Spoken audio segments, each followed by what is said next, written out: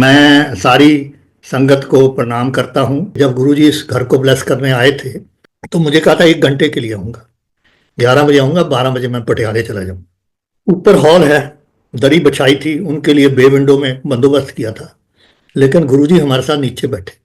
सारे गुरुओं, आप गुरु नानक से लेके किसी गुरु को ले लो, वो एक जगह बैठे ही नहीं, और वो जगह जगह जाके लोगों के जो भ्रम है उनको दूर किया, उनको एक अच्छा रास्ता दिखाया और आगे चले गए।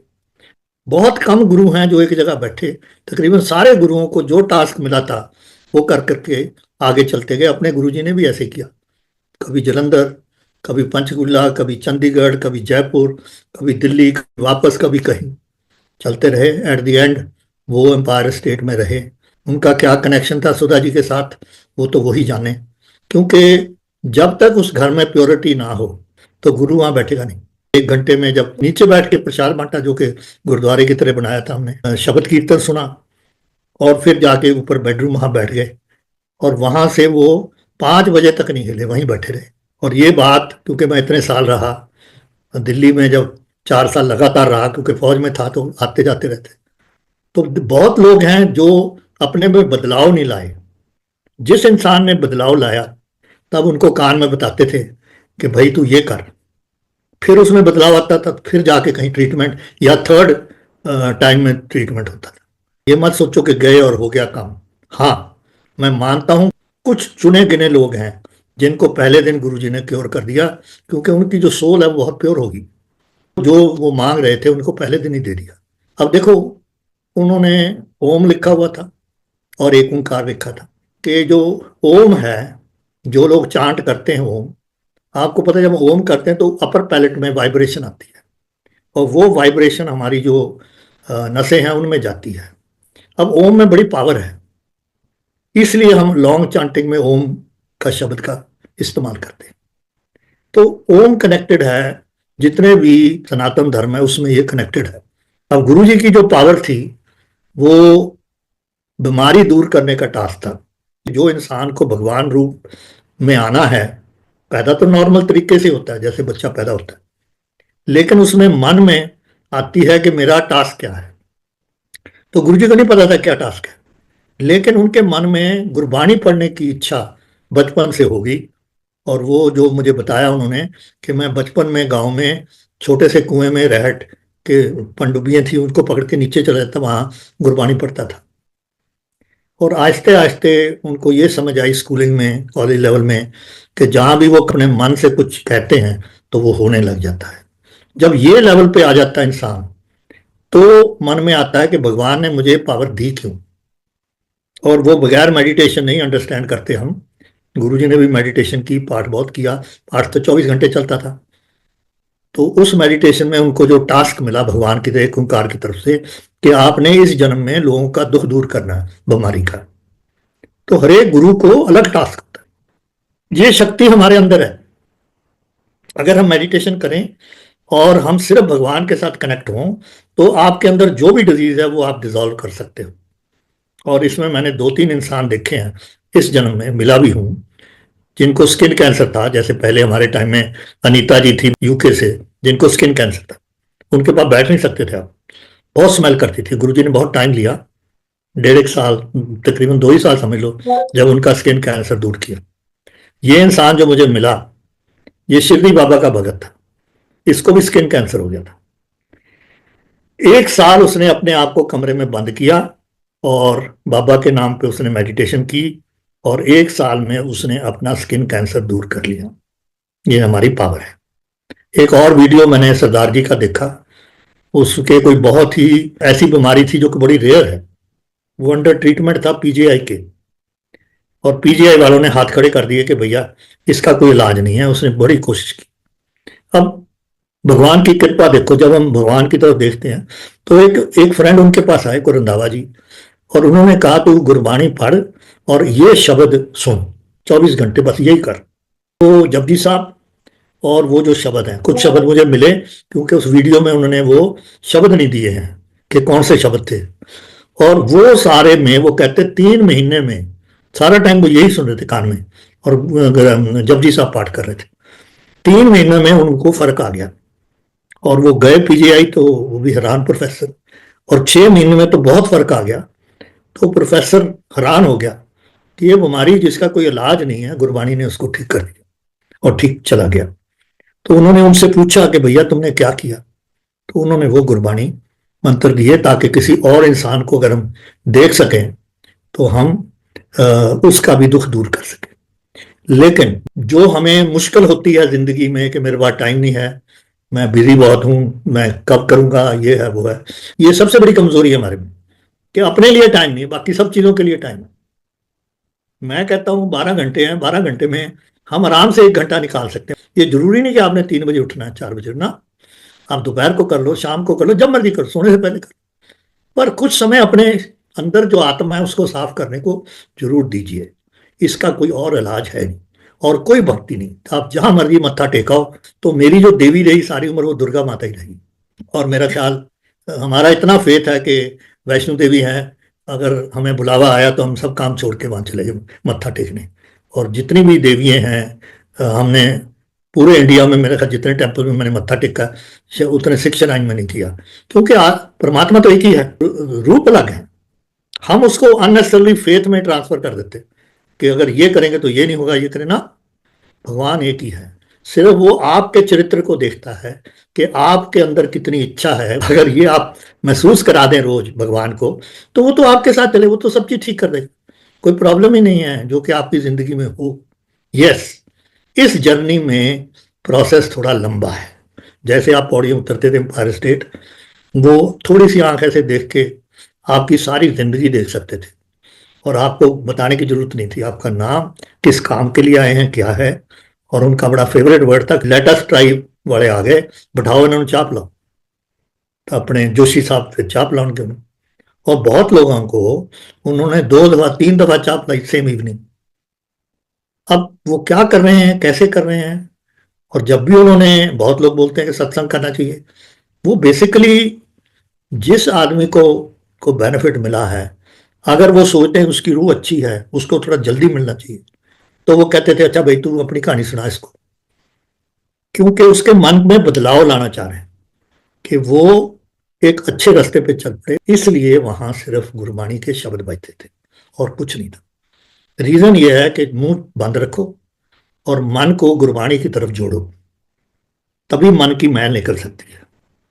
और देखो, भगवान जो ऊपर से आपको भेज रहा है, भगवान के रूप में पूरी पावर नहीं देता।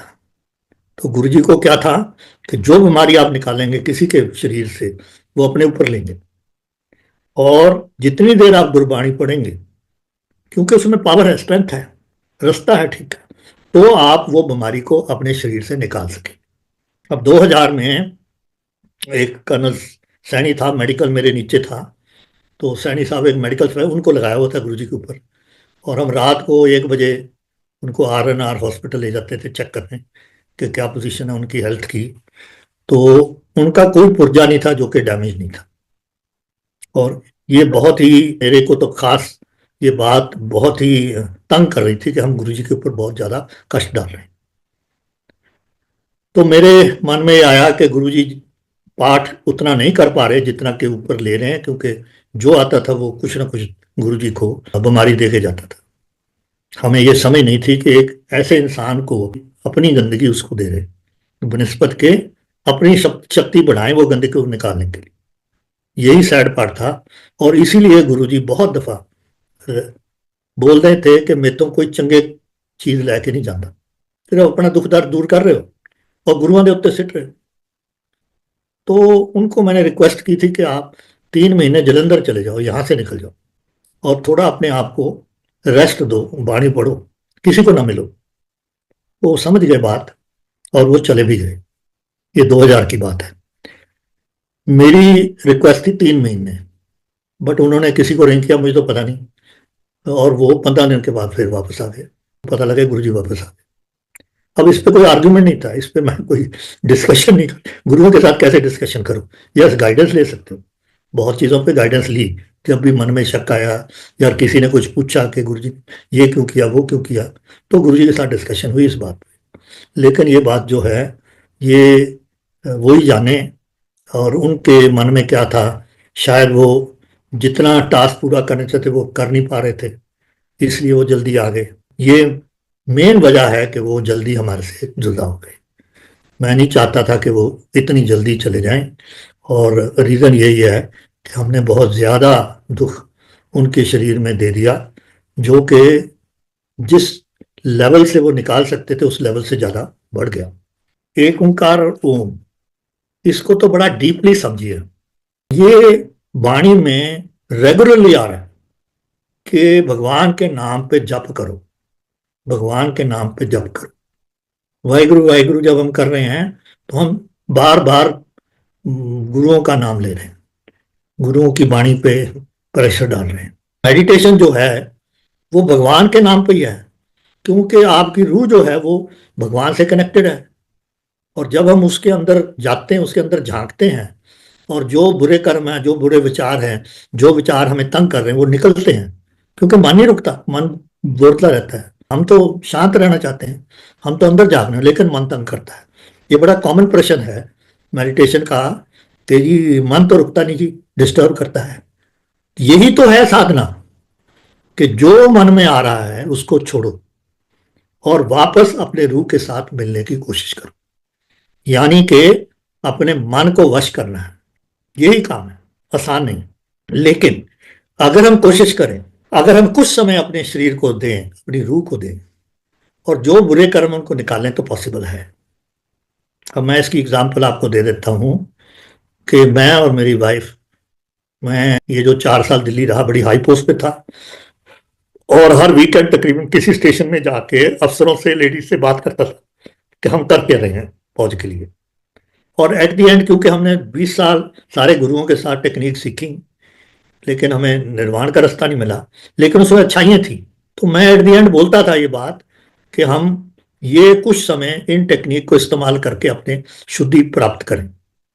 तो किसी अफसर ने मुझे लिखा कि भाई आपने सब कुछ कर लिया, लेकिन ये विपश्यना मेडिटेशन नहीं किया आपने। तो मैंने उसको लिखा, मैंने कहा भाई साहब, मैं ज़्यादा बॉर्डर एरिया रहा, वेस्ट रहा, ईस्ट रहा, तो मैं सेंट्रल इंडिया गया नहीं, और ये मुझे पता था इगतपुरी बॉम्बे के पास है, वहाँ इसका सेंटर है। लेकिन मुझे ये नहीं पता था कि गोयनका जी ने बहुत फैला दिया, ऑल ओवर इंडिया कर दिया, ऑल ओवर वर्ल्ड ले गए 40 साल। मतलब रिमार्केबल एक इंसान जो 40 साल उम्र में, कोई कंट्री नहीं वर्ल्ड की जहाँ ये टेक्निक नहीं हो रही, और जहाँ आपको सीट नहीं मिलती 2-2.5 महीने से पहले। इतने लोग इसमें पड़ गए हैं जिसको समझ आ गई है बात। मैंने उसको बोला भाई मैं जा नहीं पाया। फिर उसने मुझे बोला कि भाई साहब इतने सेंटर इधर, तो आप उधर जाने की क्या जरूरत है। शायद हमारा समय नहीं आया था उस रास्ते को पकड़ने के लिए, और समय अब आया। तो हमने शुरू कर दिया, 10 दिन का बेसिक कोर्स है टू अंडरस्टैंड द टेक्निक। क्योंकि ये एजुकेशन है, हर एक रूह के लिए अलग है। ये सोच किसी थ्योरी से नहीं होती, हर एक को अपना एक्सपीरियंस करना पड़ता है कि मैं जब अंतर ध्यान करता हूँ तो मेरे साथ क्या हो रहा है। इसलिए हर का एक्सपीरियंस अलग है। लेकिन जैसे हम इस टेक्निक को सीखते हैं और थोड़ी देर में फिर रिपीट करते, तो आप पक जाते हैं, आप छोड़ते नहीं। इसमें सबसे बड़ी अच्छाई है, लेकिन हिम्मत चाहिए। हम जो 20 साल गुरुओं के पास गए, और फिर 10 साल हम लगे रहे, 10 दिन हमें हिम्मत नहीं पड़ी कि हम इसको 20 दिन कर लें। 10 साल के बाद हम 20 दिन में पढ़े। जब एक दफा 20 दिन मौन रखा गया, तो समझ आ गई कि रख सकते हैं। फिर 30 दिन पे चले गए, कई साल 30 दिन किया, फिर 45 दिन पे चले। अब 45 दिन करते करते 2018 में सिकंदराबाद के साउथ 160 किलोमीटर नगर जाना लेक से, वहां सेंटर है लॉन्ग कोर्स का। वहां जब मैं कर रहा था, पहली दफा मुझे एक्सपीरियंस हुआ, कोई विचार नहीं थे। अब ये एक जन्म में पॉसिबल नहीं है एज पर मी। मेरा ख्याल मेरे पुराने कर्म होंगे, और ये एफर्ट देखा होगा गुरु जी के साथ 25 साल बाकी गुरुओं के पास जा, तो भगवान देख रहा है कि जो कपल है ये एफर्ट कर रहा है। और टोटल साइलेंस होगी मेरी 45 दिन में, भगवान के साथ, नेचर के साथ चल रहा था। जैसे इशारा होता था उस तरह मेडिटेट कर रहा था, कभी सेल, कभी हॉल, कभी लेट के, कभी बैठ के। मतलब इतना अच्छा एक्सपीरियंस है। 2018 से आज मेरे मन जब मैं मेडिटेट करता हूँ, विचार नहीं। बहुत ही सुंदर एक्सपीरियंस है। और मैं ये रेकमेंड करूंगा कि गुरबाणी के साथ अगर आप मेडिटेशन, ये टेक्निक सीख लें, ये स्कूलिंग है। जैसे हम कोई भी सब्जेक्ट पढ़ते हैं, सब्जेक्ट पढ़ना और कुछ नहीं है। इसमें प्योरिटी इस टेक्निक की मेंटेन करने के लिए वर्ल्ड ओवर जो एक ही बंदा वो टीच कर रहा है, वो गोयनका जी है। कोई टीचर जो वहाँ बैठे होते बोलेंगे नहीं, वो सिर्फ डिसिप्लिन के लिए बैठे, एक लफ्ज नहीं बोलेंगे। और जब आप मिलने जाओगे, वो आपको कोई गाइडेंस नहीं दे, बोलेंगे ठीक है जो हो रहा है ठीक है, इसको समझो। क्योंकि उसकी प्योरिटी नहीं डिस्ट्रॉय करना मांगे। इस चीज को हमने पकड़ना है इसलिए एक ओंकार बहुत जरूरी है। जब मैं मिला जलंधर में, मैं तो जा नहीं रहा था क्योंकि मेरी माता हमेशा ग्रंथ साहब रखी और शुरू से बाणी पढ़ने का, क्योंकि लड़ाइयों में रहा 65 71 फिर और काउंटर इंसर्जेंसी, तो पाठ जरूर करते, लेकिन मतलब नहीं समझ आता, मतलब नहीं समझा, पाठ किया, रिचुअल हो गया। ये अब समझ आ रहा है, उस वक्त नहीं समझ आया। उस वक्त तो सुबह उठ के पहले पाठ किया जपजी साहब, और फिर अपने आप को सेटिस्फेक्शन दे दी कि आज मैंने पाठ कर लिया, लेकिन उसका फल नहीं मिलता। कोई मेरे पास आया रहने के लिए और उन्होंने मेरी वाइफ को कन्विंस किया 5 दिन के बाद कि आप चलो, और गुरुजी ने मेरे बारे इतना कुछ बोल दिया, जब हम मिले नहीं देखे नहीं, तो इनक्विजिटिवनेस आ गई ना। तो फिर मैं अगले दिन गया वहाँ, और गुरुजी ने अपने कमरे में थे, वहाँ एक गला था, गुरुजी ने अपने आप को उसमें दिखाया मुझे कि मैं अंधा बैठ। वहीं से उन्होंने मुझे ज्ञान दिया कि तू ये कर, लोगों का दुख दूर कर। सबसे बड़ा काम जो गुरुजी ने मेरे से कराया इस देश के लिए, कि लोग जहां भी तू जा तो ये कर। और शुरू में मुझे समझ नहीं थी, लेकिन उन्होंने मेरे मन को, मेरे टास्क को बदला। मेरा टास्क लॉ एंड ऑर्डर है, मेरा टास्क किसी की डेवलपमेंट, किसी के दुख दूर नहीं सी, लेकिन उन्होंने मन में डाला। और उन्होंने वर्ड मेरे नाल सी, जो मैं आर्गूमेंट की, कहने तू पागल है, मैं तेन दस रहा कि तू जाके दुख दू, तू कर सकता, तू करना। ये जो कार्य उन्होंने बताए, जब मैंने उस तरीके को फॉलो करने लगा, सेंट्रल गवर्नमेंट ने पैसे भी दिए, चीज़ें भी मिली, और इतना मुझे उस पर नाम मिला, इतनी चीज़ें अच्छी हो गई कि पूछिए मत। क्योंकि जिस इंसान का आप दुख दूर करोगे, जिस इंसान का दुख दूर करोगे, वो आपको भगवान के रूप में देखेगा, क्योंकि एक आप भगवान की रूह को, उसके दुख दूर कर रहे हो, यू बिकम अ मीडियम। ये बड़ा भारी है, और ये मेडिटेशन का बहुत भारी सबक है। मतलब जब से वो मेरे में वो स्ट्रेंथ आई है, मैंने जिंदगी लोगों के दुख दूर करने पे डाल दी है। सारा दिन मैं, अगर मुझे कोई भी मिल जाता है, किसी को कोई प्रॉब्लम है, तो मैं अपना काम छोड़ के उसका करता हूँ। क्योंकि जो रियलिटी है, जो हम नहीं सोचते कभी, क्यों हम सोचना नहीं चाहते, कल मेरा है, कल कल मैं जिंदा रहूंगा, ये मेडिटेशन समझ आ जाती है कि आज मेरा आखिरी दिन है।